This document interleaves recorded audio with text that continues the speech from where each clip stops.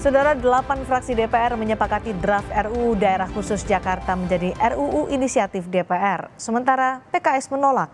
Salah satu poin yang menjadi sorotan adalah Gubernur dan Wakil Gubernur Jakarta akan ditetapkan oleh Presiden. Rapat paripurna DPR mengesahkan RUU tentang Daerah Khusus Jakarta menjadi RUU inisiatif DPR. 8 fraksi DPR setuju draft RUU Daerah Khusus Jakarta disahkan jadi RUU Daerah Khusus Jakarta. Hanya satu fraksi yaitu PKS yang menolak RUU Daerah Khusus Jakarta.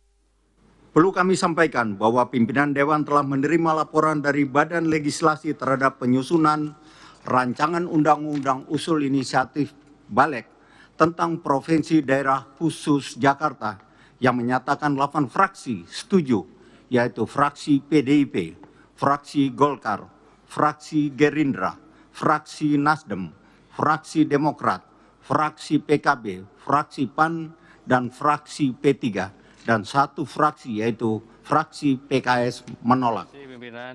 Sebelumnya dalam rapat Badan Legislatif DPR telah disepakati beberapa poin tentang RUU Daerah Khusus Jakarta.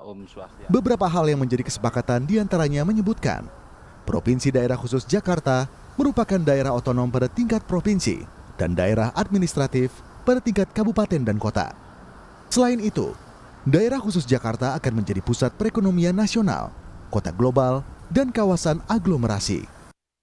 Yang menjadi sorotan dalam draft RUU Daerah Khusus Jakarta, di pasal 10 disebutkan, Gubernur dan Wakil Gubernur DKI Jakarta akan ditunjuk dan diberhentikan Presiden.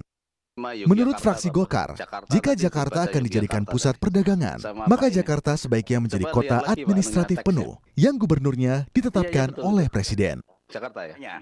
Satu, harus ada sikap politik yang jelas dari pemerintah dan DPR mengenai posisi Jakarta, apakah setara dengan provinsi lain atau sesuai dengan yang sudah berlaku saat ini. Dua, apabila Jakarta ingin dijadikan pusat perdagangan domestik dan internasional, maka sebaiknya Provinsi Jakarta dapat dibentuk menjadi kota administratif penuh, di mana di dalam tata kelola pemerintahan gubernur ditetapkan oleh Presiden dan bertanggung jawab penuh kepada Presiden, dan ini akan memudahkan dalam pengelolaan pemerintahan karena dalam proses perdagangan perlu pelayanan yang cepat dan tidak birokratis. Tiga, sementara PKS menyatakan menolak RUU Daerah Khusus. PKS menilai RUU Daerah Khusus Jakarta disusun secara tergesa-gesa dan minim partisipasi publik. Untuk itu, RUU tentang Daerah Khusus Jakarta perlu dikaji lebih lanjut, terutama dalam hal pengelolaan keuangan daerah, serta wewenang khusus pada pemerintahan Provinsi Jakarta. Tujuannya adalah agar tidak menimbulkan pertentangan dan kecemburuan dari daerah-daerah lainnya dan tidak menambah permasalahan yang kompleks di Jakarta.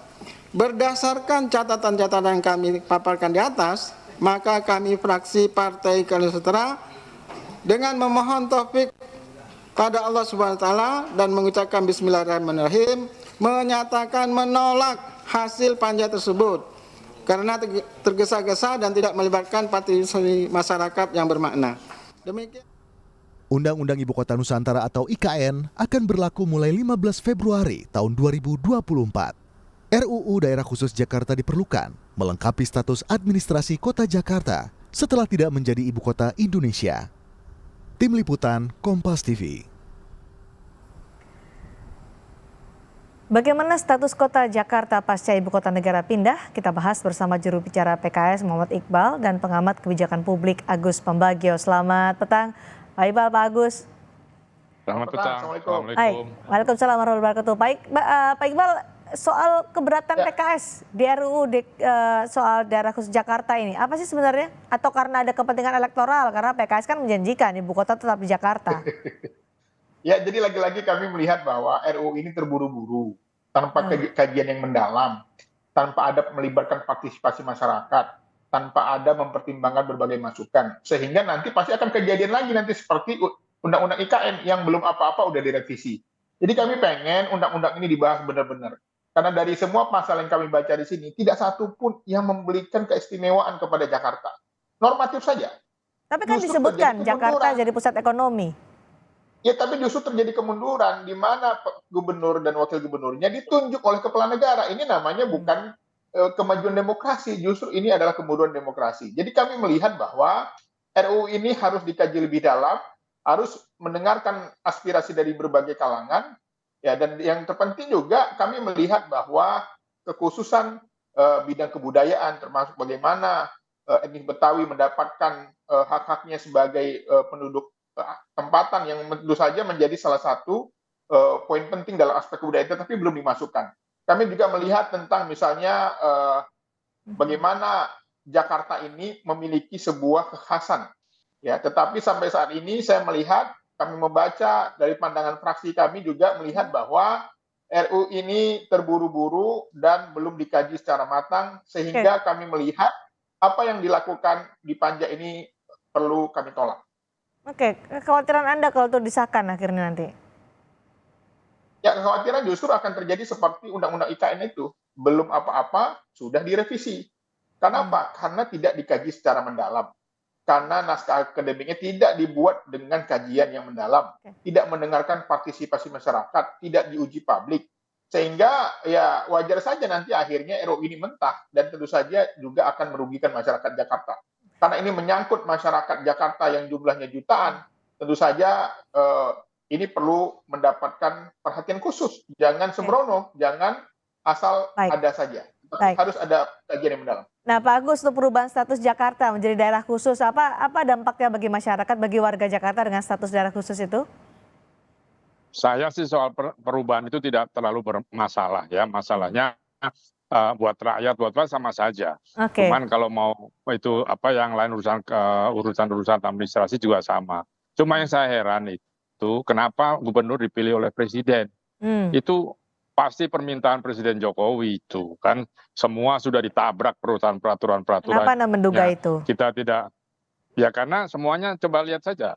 Semua ditabrak secara konstitusi. Ini juga kan betul tadi Dr. Iqbal mengatakan bahwa ini tidak ada partisipasi masyarakat. Memang tidak ada, cepat sekali. Dan biasanya di DPR itu kan 72 atau 81. Nah ini tapi Demokrat yang biasanya itu sudah bergabung. Nah saya memang curiga apa yang mau dituntut. Nggak ada bedanya kok. Tapi tidak usah dipilih dengan presiden, itu maksudnya apa? Kan itu ikut pemilu, ikut pilkada. Selesai. Sudahlah, nggak usah. Betul tadi saya khawatir nanti akan di-MK-kan atau nanti dirubah dan sebagainya. Nggak ada gunanya. Ini pasti karena harus selesai cepat. Dan saya salah satu orang yang menyatakan bahwa emang IKN sudah jadi ibu kota yang orang akan berhijrah ke sana. Belum juga, pindah rumah aja perlu waktu, pindah ibu kota kan perlu waktu. Tadi Anda menyebut ini maunya Presiden Jokowi, tapi apa kepentingannya, kan Presiden sebentar lagi juga akan berganti? Ya kan kelihatan lah, kita nggak usah bahas ini lebih mendalam, kita bisa memperkirakan. Ngapain, lalu siapa? Kan ini melanggar peraturan yang ada. Sudahlah, nah itu yang namanya kepala daerah, apapun dia khusus kayak dia istimewa, kecuali Jogja ya, karena memang itu ada di Patah. Itu sudah aja ikut pilkada lah. Kenapa? Apa kekhawatirannya kepala daerah ikut pilkada? Kenapa harus presiden mengatakan? Apa istimewanya? Misalnya DKI nanti sebagai bukan sebagai lagi ibu kota. Kan tidak ada istimewanya. Ya kota saja, seperti provinsi biasa. Baik, kami juga tadi sudah mengundang dua fraksi di DPR yang mendukung status atau RUU Daerah Khusus Jakarta, yaitu fraksi Golkar dan fraksi Gerindra, tapi masih belum mendapat jawaban hingga saat ini. Kembali saya lanjutkan dengan Pak Agus Pambagio. Apakah dengan perubahan itu bahwa kepala dipilih oleh gubernur nanti akan dipilih oleh presiden, justru akan memudahkan dalam pengambilan kebijakan atau keputusan, karena selama ini status DKI banyak kebijakan yang harus dikoordinasikan dengan pemerintah pusat, jika itu alasannya? Nggak ada hubungannya, ya sama dengan provinsi-provinsi lain lah. Provinsi DKI mau dijadikan satu nanti dengan dengan Bodetabek sebagai aglomerasi, sebagai kota provinsi DKI, nggak masalah. Apa bedanya gitu? Kalau DPR atau yang fraksi yang menyetujui itu bedanya apa? Kota perdagangan dengan kota biasa, toh kota-kota lain juga berdagang. Jadi istimewanya ada di mana? Ya kota saja, semacam misalnya Washington dengan New York. Kan nggak ada bedanya. Ya kan? Yang Malaysia itu sama juga ya semuanya ikut pada peraturan perundang-undangan yang ada kan. Oke. Undang-undang kan harus ikut Undang-Undang 12 tahun 2011 itu yang sudah direvisi. Tapi ya sama. Saya agak heran kenapa harus presiden yang menetapkan gitu. Apa mau seperti KPK harus presiden yang langsung perintahnya. Dulu kan independen. Janganlah yang sudah mapan, yang sudah baik itu diacak-acak tidak karu-karuan. Jadi tidak perlu ada undang-undang untuk mengkhususkan status Jakarta. Nggak ada. Ya kalau status kota perdagangan utama boleh. Oke. Tapi kenapa harus presiden, itu pertanyaan saya. Oke, baik. Soal konten dari RUU Daerah Khusus Jakarta nih Pak Iqbal, apakah Anda setuju kalau Jakarta secara kontennya kan menjadi pusat ekonomi? PKS setuju soal ini? Ya, saya kira kami melihat bahwa pembahasan ini sebaiknya ditunda saja, karena tadi lagi-lagi tidak jelas dari konten yang ada ini mau kemana arahnya. Tetapi tadi poin penting tadi bahwa ternyata ujuk-ujuk ada pasal tentang gubernur dan wakil gubernur ditunjuk oleh presiden. Ini tentu saja kan mengkhianati masyarakat Jakarta secara demokrasi gitu loh. Terjadi kemunduran demokrasi di Jakarta. Karena kami melihat bahwa harusnya undang-undang ini ada dulu, baru ada undang-undang IKN. Ini dia udah mindahin, baru dimikirin. Makanya kami memprediksi kalau undang-undang ini tetap dipaksakan, disahkan, maka akan ada banyak orang yang menggugat, akan ada banyak nanti masalah-masalah yang kemudian nanti direvisi lagi. Jadi kami melihat pertama soal kedalaman, soal uji publik, dan yang ketiga soal konten yang sampai saat ini kami belum menemukan kekhususan dan keistimewaan dari undang-undang ini. Oke, ini kan RUU Daerah Khusus Jakarta masih dalam bentuk draft, sementara IKN sudah ditetapkan dan akan segera dipindahkan untuk ibu kota negara. Apa yang kemudian akan dilakukan oleh PKS di parlemen soal ini?